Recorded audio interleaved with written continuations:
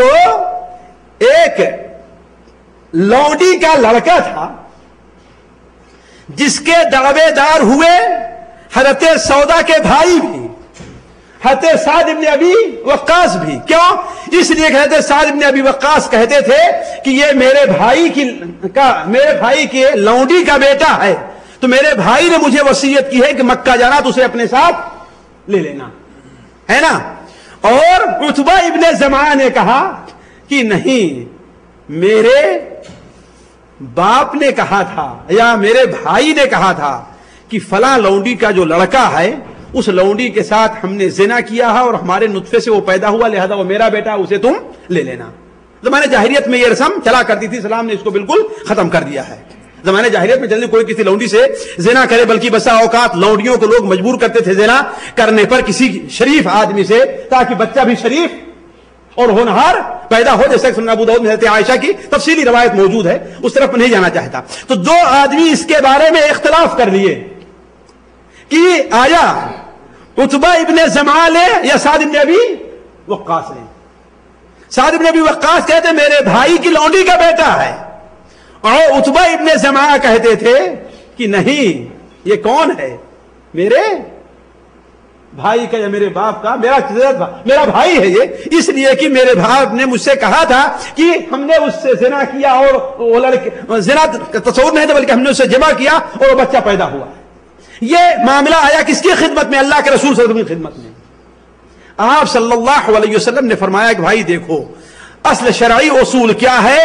الولد للفراش وللعاہر الحجر۔ بچہ اسی کا مانا جائے گا جس کا بستر ہے۔ کیا مطلب؟ یعنی جس کے بستر پر وہ عورت رہتی ہے، جس کی بیوی ہے یا جس کی لونڈی ہے۔ اور زانی کے لیے کیا ہے؟ اسے پتھر مارنا ہے۔ آپ نے دیکھا کہ ہے تو یہ حضرت سعد بن ابی وقاص کے بھائی کے لونڈی کا لڑکا، لیکن اس کی مشابہت کس کے ساتھ ہے؟ زمعہ کے ساتھ ہے۔ اس کی مشابہت کیا ہے؟ زمعہ کے ساتھ ہے، یعنی زنا ہی سے صحیح یہ حضرت سودا کا بھائی ہے، لیکن چونکہ ایسا بھائی ہے کہ شریعت اسے بھائی نہیں مانتی، شریعت اسے بھائی نہیں مانتی۔ آپ نے کہا اے سعد، اس بچے کو تم لے جاؤ، اس بچے کو تم لے جاؤ۔ اور اگرچہ حضرت سودا کا بھائی وہ تھا زنا سے، لیکن آپ نے کہا حضرت سودا سے احتجبی عنہ، اے سودا اس سے تم حجاب یعنی پردہ کرو۔ یہ حکم دیا آپ نے، کیا حکم دیا؟ احتجبی، یہ الفاظ بخاری اور مسلم کے ہیں، کیا؟ یا سودا احتجبی منہ، اے سودا اس سے تم پردہ کرو۔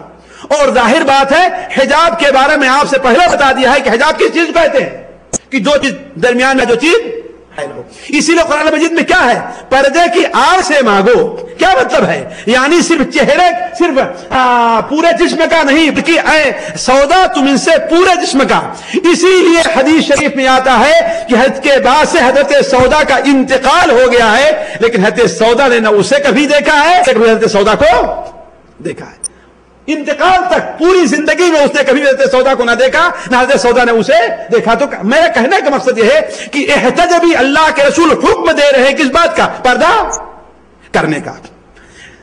دیکھیں میں ان بات کو ختم کرتا ہوں، ورنہ جو ہے اور بھی بہت سے اس سلسلے میں حدیثیں ہیں کہ حضرت عائشہ رضی اللہ تعالیٰ عنہ اپنے عفق کے واقعے کے بارے میں کہتی ہے نا کہ صفوان معطل میرے پاس آئے اور دیکھا کہ میں وہاں پر لیٹی ہوئی ہوں، تو چونکہ پردے کا حکم نازل ہونے سے پہلے وہ مجھے دیکھ چکے تھے، اس لیے پہچان گئے۔ تو جب انہوں نے انا للہ و انا الیہ راجعون پڑھا تو میں گھبرا کر کے اٹھی اور اپنے چہرے کو اپنے چادر سے ہم نے چھپا۔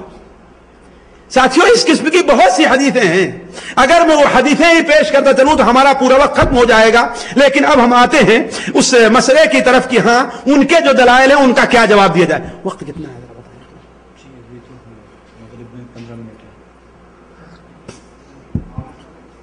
جی؟ مغرب میں 15 منٹ ہے، تو کتنا پہلے بند کرنا ہے؟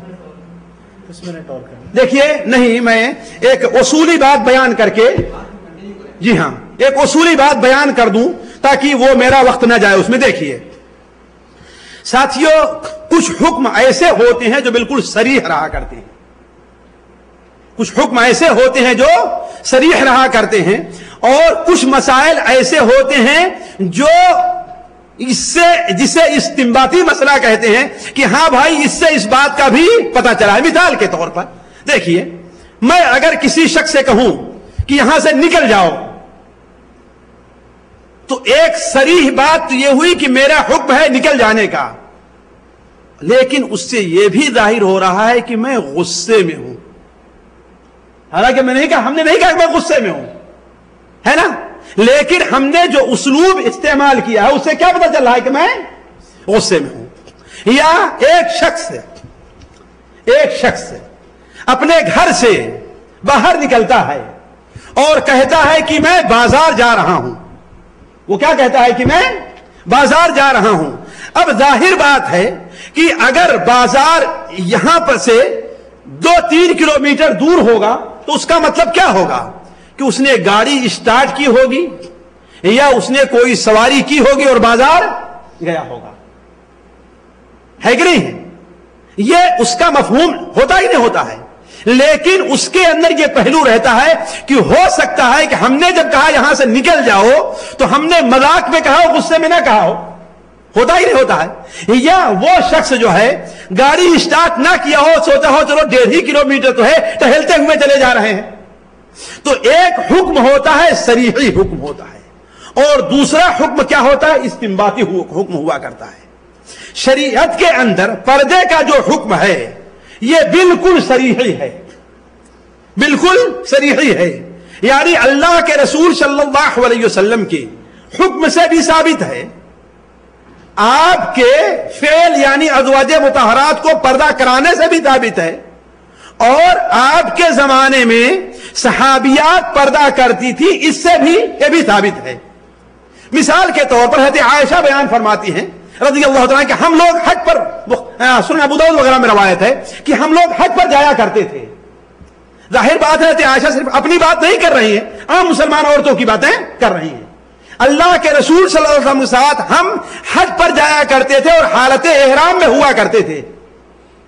جب ہم لوگ حالت احرام میں ہوتے اپنے چہرے کو کھولے رکھتے تھے، اپنے چہرے کو کھولے رکھتے تھے، لیکن جب لوگوں کا اور قافلوں کا گزر ہمارے سامنے سے ہوا کرتا تھا تو ہم اپنی چادر سے اپنے چہرے کو چھپا لیا کرتے تھے۔ تو اللہ کے رسول صلی اللہ علیہ وسلم کے حکم سے بھی یہ بات ثابت ہے، قرآن مجید کی آیت سے بھی ثابت ہے، احادیث رسول سے بھی ثابت ہے، آپ کے قول سے، آپ کے سامنے فعل سے اور آپ کی تقریر سے بھی یہ چیز ثابت ہے کہ ہاں عورت کا چہرہ پردے کے اندر داخل ہے۔ اب اگر شرعی طور پر یہ ایک مسئلہ ہمیں معلوم ہو جائے، آپ خود فرما دیا ہے کہ المرأۃ عورہ، عورت کیا ہے؟ چھپانے کی چیز ہے۔ اس کا مطلب ہے کہ اب اگر اس کے خلاف بعض دلائل ہمارے سامنے آ بھی جائیں گے تو ہمیں اس کی کوئی نہ کوئی ایسی توجیہ کرنی ہوگی جو ان دلائل کے موافق ہو جائے، جو ان دلائل کے موافق ہو جائے، ان دلائل کے مخالف نہ رہے۔ یہ اصل میں اصل اصول اور اصل چیز ہے۔ تو اصل چیز کیا ہے؟ عورتوں کا پردہ ہے۔